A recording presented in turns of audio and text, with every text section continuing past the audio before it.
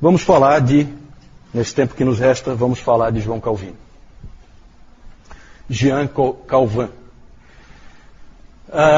Francês, nascido em Noyon, que é uma cidade próxima, relativamente próxima de Paris. A sua infância e juventude foi grandemente influenciada pelo seu pai. Ele era o segundo de 3 filhos, mas já desde pequeno percebia-se que era um indivíduo com a inteligência acima do comum. Mais ou menos como aconteceu com o Lutero, que o pai dele também acreditava muito nele, porque também era uma inteligência acima da média. Só o Lutero era filho mais velho, esse aqui é o segundo, João Calvino. Ele teve então a infância e a juventude controlada pelo pai, que tinha grandes planos para o seu filho. O pai dele era um sujeito ambicioso, que era auxiliar, assessor do bispo de Noyon, e ele queria que o filho dele estudasse e se tornasse um padre e fizesse carreira dentro da igreja. Depois, mais tarde, ele mudou de ideia. Eu acho que ele percebeu que os advogados estavam ganhando melhor, e aí ele queria que o filho estudasse direito. E, de fato, ele foi estudar direito. Fez 2 das melhores faculdades de direito, Orleans e Bourges, que havia naquela época. E quando ele era criança, o pai dele arranjou para ele ter aula com uma família aristocrática, né? Daí que se acha que por isso que o Calvino ele tem realmente esse trato mais refinado, tanto no escrever como no falar. Ele é bem mais elegante que o Lutero. Bom, Lutero também não é de comparação, né? Mas ele na verdade não queria ser nada disso, nem padre, nem advogado. Ele queria ser um intelectual e se dedicar aos estudos acadêmicos. Escreveu um livro, um comentário de um livro do filósofo Sêneca. Só que parece que não deu muito certo. Ele escreveu esse livro com 23 anos e acho que não deu muito certo. E aí, depois que ele escreveu esse livro, uma coisa aconteceu. Ele foi convertido por Deus. Nós não sabemos detalhes porque Calvino, diferente do Lutero, a gente não sabe muito detalhe da vida dele. Porque Calvino era um indivíduo introspectivo, que não falava dele. Ele nunca falava dele, né? Já Lutero era um indivíduo livro aberto, né? Você sabe tudo que ele está sentindo, tudo que ele está pensando, tudo que ele vive. São bem diferentes os dois. O Calvino quase não fala de si. A maior parte das informações que a gente tem sobre ele foi quando ele escreveu a introdução do comentário dele de Salmos. Lá ele falou um pouquinho sobre ele. Nós não sabemos o que conduziu ele a Cristo, que deve ter sido ali entre 1532 e 1534, que ele deve ter se convertido. Isso é o que se acha. Nós não sabemos o que conduziu ele a Cristo, mas nós sabemos que ele estava lendo Lutero. E em um dos seus escritos ele chama Lutero de meu pai em Cristo. Meu pai em Cristo. Então você vê como é tudo junto, né? Meu pai em Deus, na verdade, ele colocou. O local em que Calvino atuou, e que ele é famoso por isso, foi Genebra. Isso porque ele fez o bendito desvio. Ele, na verdade, queria ir para Estrasburgo, e lá em Estrasburgo ele queria se dedicar aos estudos. Estrasburgo, na França, ele queria ir para lá. Lá já era uma cidade protestante, então ele queria se refugiar lá, e lá se dedicar a servir ao Senhor escrevendo, né, livros, estudando teologia. Só que por causa da guerra entre Carlos V, o imperador, e Francisco I, o rei da França, bem ali naquela fronteira, ele foi obrigado a fazer um desvio mais ao sul, por Lyon, e na verdade ele teve que fazer assim, ó. Ele saiu daqui, e aí ele queria vir para cá. Mas ele foi obrigado a vir para cá, para baixo, aqui mais ou menos é Lyon, e aí passar por Genebra, para daí ir para Estrasburgo via Suíça. Certo? E isso aí é conhecido como o bendito desvio, porque fez ele cair em Genebra. Lá em Genebra ele encontrou um sujeito chamado Farel, que estava cuidando de trabalhar a reforma lá em Genebra. Grande pregador esse Farel, muito forte, um pregador inflamado. E ele viu que Calvino era a pessoa certa para trabalhar com ele.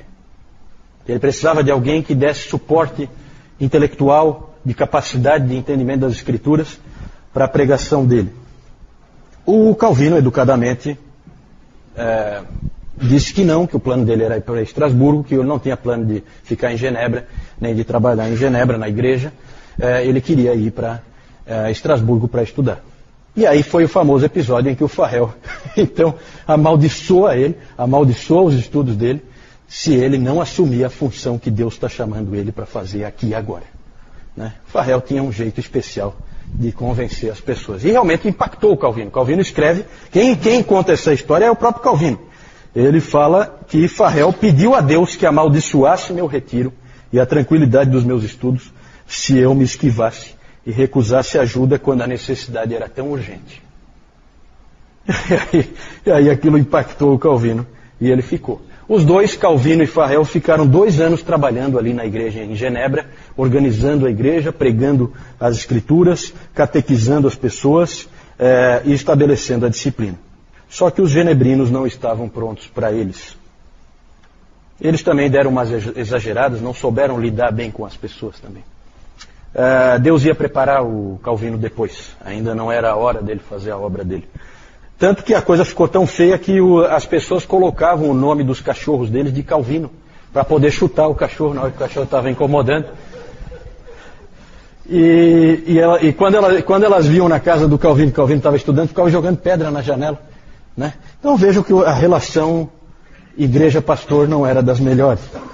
Né?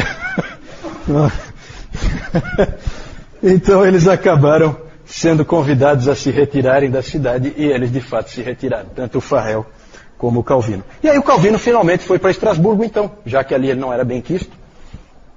Ele foi para Estrasburgo e lá então ele começou a fazer o que ele sempre quis. Estudar e foram anos maravilhosos para ele. Só que lá ele conheceu alguém que foi muito importante na vida dele, uma influência tremenda, que foi o reformador daquela cidade. Falei antes que Estrasburgo já era protestante. Por que será? Porque havia ali um indivíduo chamado Martin Butzer. Esse indivíduo, já um indivíduo um pouco mais velho, o Butzer, ele era o líder da reforma em Estrasburgo. E ele convidou o Calvino para ajudar ele na igreja. Não ia ficar só estudando coisa nenhuma, você vai trabalhar também. Certo? Então ele foi... Esse Butzer, ele tinha sido convertido ao protestantismo por uma pregação de Lutero em Estrasburgo. Então vejam como Deus vai trabalhando. Vai jogando um aqui, um ali, um influencia o outro, os escritos de um influenciam o outro. É assim que Deus vai fazendo a obra. E ali com o Butzer, ele aprendeu a lidar com as pessoas, aprendeu a ser um pastor, aprendeu a se interessar pelas dificuldades das pessoas, tudo coisa que ele não sabia fazer, porque quando ele tinha chegado em Genebra, gente, ele tinha 20 e poucos anos, ele não tinha 30 anos ainda, né? Então ele nunca tinha assumido uma função assim. Vejam que Calvino nunca foi ordenado padre, nada, certo? Ele era um advogado, só que estava na malandragem porque não estava exercendo a profissão. Ele queria escrever e tal, né? E na verdade ele sempre era levado a fazer outras coisas. Lá havia uma igreja de 500 pessoas com refugiados franceses, certo? O próprio Calvino era um refugiado francês. Ele tinha ido para Estrasburgo também para se proteger, porque em 1536 ele tinha escrito a primeira edição das Institutas, lá na França. E é claro que o livro não foi lá muito bem recebido pela igreja. Então ele viu que a cabeça dele estava a prêmio. Então, por isso que ele tinha ido para Estrasburgo também. Ele queria ir para uma cidade que já fosse protestante. Mas o Butzer colocou ele para trabalhar com essa igreja de 500 pessoas de refugiados franceses. E Calvino trabalhou ali pregando e aconselhando diariamente aqueles irmãos. Deus queria que Calvino fizesse um seminário com Butzer, certo? Lá ele aprendeu a ser um pastor. E em Estrasburgo também ele encontrou uma esposa, Idelete de Bur, que era uma viúva que tinha 2 filhos. Eles se amavam muito, mas o casamento só durou 9 anos, porque ela faleceu. O único filho que eles tiveram juntos faleceu com poucos dias, né, de idade. Foi um golpe muito duro para o Calvino, mas ele disse que o que confortava ele é que Deus também é um pai e que ele sabe o que é melhor. Em 1541, acontece uma coisa muito interessante. Genebra percebeu que precisava do Calvino. Não sei se morreram aqueles cachorros já, né? E aí uma comissão foi lá chamar ele de volta para Genebra. E ele voltou. Voltou e ali ele passou o resto da sua vida como pastor da igreja de São Pedro, em Genebra. No testamento dele, ele se identifica como ministro da palavra de Deus em Genebra. Foi exatamente isso que ele foi. Por 23 anos ele pregou para o povo de Genebra. A média era de 5 sermões por semana. Ele pregava sem notas, sem anotações. Só que o povo anotava as pregações dele. Então existem hoje cerca de 2.000 sermões do Calvino conservados, certo? Em francês. Alguns traduzidos para outras línguas, mas em francês tem cerca de 2.000 sermões dele. Ele se preocupava muito em fazer pregação expositiva, como o Zwinglio também já se preocupava antes. Então isso é bem característica reformada, da linha reformada, de pregar expositivamente os textos da palavra, sequencialmente, conforme eles aparecem, né? Isso foi levado tão a sério pelo Calvino, que ele foi para Estrasburgo, expulso. Quando ele voltou, no domingo seguinte, havia assim uma certa apreensão entre o povo genebrino, porque eles sabiam o que tinham feito com ele. Então eles ficavam com medo de um certo revanchismo, que ele viesse e desse uma dura neles, por eles terem expulsado ele antes, certo? Ele simplesmente pegou, abriu a Bíblia e disse: há 3 anos atrás, quando eu saí daqui, eu parei nesse texto. Então, por favor, abram a Bíblia aí, nesse texto. Então ele fez a pregação expositiva dele continuar, mesmo depois de 3 anos fora em Estrasburgo, ele continuou do mesmo texto em que ele tinha parado, certo? Isso é um fato interessante. Calvino foi um grande reformador. Ele achava que a igreja, a vida pessoal, a adoração, a cultura, tudo tinha que ser transformado pela palavra de Deus. Mais ou menos na mesma linha do Zwinglio. O B.B. Warfield disse que Calvino encontrou o protestantismo como um bando e transformou-o num exército. Então ele é o grande organizador do protestantismo. A influência desse homem, nós não temos como fazer o cálculo, mas o que aconteceu em Genebra nesses 23 anos é uma coisa incrível, gente. Começa a vir gente de todos os lugares da Europa aprender em Genebra. Então a influência do Calvino é gigantesca, porque vem huguenotes da França, vem escoceses como John Knox, vem puritanos da Inglaterra, vem gente de todos os lugares aprenderem em Genebra. Então é um centro irradiador, certo? É muito interessante quando você lê a história dos mártires da Guanabara, aqueles huguenotes franceses que vieram aqui na Baía da Guanabara no início do século XVI, e aí a carta de um deles pedindo a Calvino que enviasse pastores para eles, porque eles não tinham nenhum pastor, né? E o Calvino mandou. Então a influência do Calvino é absurda, ele chega a influenciar o Brasil recém-descoberto, né? É claro que depois os portugueses mataram todo mundo e aí a coisa não foi para frente. Mas tivesse deixado, esses huguenotes franceses teriam se estabelecido aqui com um entendimento diferente das escrituras, certo? Então o Calvino ele influencia tudo, né? Não só Calvino, mas Genebra e a escola de Genebra, certo? Porque Calvino montou uma escola e todo mundo vinha aprender ali, certo? Ele encontrou o protestantismo como um bando e transformou num exército.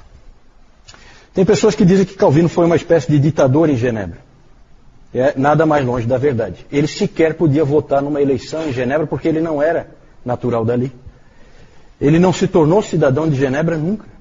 Ele era um francês, certo? E tem gente que acha que era ele que mandava lá. Gente, ele era consultado pelos líderes porque ele era uma grande autoridade nas escrituras.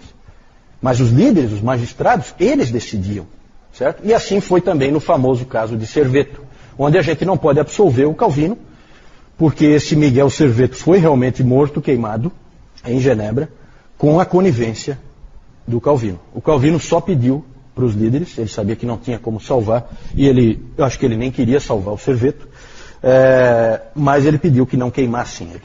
Era uma forma de matar cruel demais. Só que eles ignoraram o pedido do Calvino e ele foi morto. E nós não temos nada para dizer em defesa do Calvino aí, certo? A única coisa que a gente pode dizer é que qualquer um faria isso. E que os católicos só não queimaram o Serveto porque deixaram ele escapar, que ele já tinha sido preso e estava para ser julgado e queimado. Certo? Ele só não foi queimado porque eles deixaram ele escapar. Certo? Então esse Miguel Serveto foi queimado em 1553 por blasfêmias contra a Santa Trindade. Certo? Queimado pelo poder público. Tá? Por uma decisão do Conselho da cidade. O ano de 1559 foi um grande ano em Genebra. Foi o ano da última e definitiva edição das Institutas da Religião Cristã. 5 anos depois, Calvino morreu aos 55 anos. O sucessor dele na igreja e na Academia de Genebra foi o seu companheiro e amigo Theodor Beza. Beza escreveu, por ocasião da sua morte: agora que Calvino está morto, a vida será menos doce e a morte menos amarga. Interessante, a gente sabe pouca coisa da vida do Calvino, mas tem uns episódios interessantes. Um que me marca bastante é quando uma vez ele queria escrever uma carta para um associado dele, um indivíduo que ele era muito amigo e que era líder da reforma na cidade de Lausanne. E ele queria então mandar uma carta para esse amigo dele e não tinha como mandar, a não ser pegando algum aluno da academia que levasse lá para Lausanne. E aí ele viu lá 2 que estavam dando sopa ali e chamou eles: vem cá um pouquinho. E aí ele escreveu uma carta para o Viré, que era esse amigo dele em Lausanne, e terminou de escrever a carta e entregou para o rapaz, para ele levar. Aí ele pensou um pouquinho, ficou parado, pegou um papel e escreveu outra carta. E aí os 2 jovens foram e levaram a carta lá para o Viré, lá em Lausanne. Quando o Viré abriu a primeira carta realmente tinha o assunto que o Calvino queria tratar com ele. Aí ele pegou a segunda carta. Quando ele abriu, ele leu o seguinte: caro Viré, não tenho nada a acrescentar à primeira carta. Mas quando vi que esse estudante ficou desapontado ao ver que ele não tinha nenhuma carta para levar a Lausanne, pensei em escrever-lhe esta outra. Por favor, haja com surpresa ao lê-la. Então aí a gente vê um pouquinho dele, né, o incentivo que ele dava para as pessoas, o cuidado que ele tinha com aqueles alunos dele. Né? Então ele se preocupou porque o outro ficou desapontado que não tinha nada para levar. Né? Então ele escreveu ali, então leva. Então são episódios assim que são interessantes. Né? Na verdade, o Calvino é muito interessante pelo que Deus fez com ele. Ele queria ser um intelectual e Deus obrigou ele a ser um pastor. E isso foi fundamental para o que viria depois.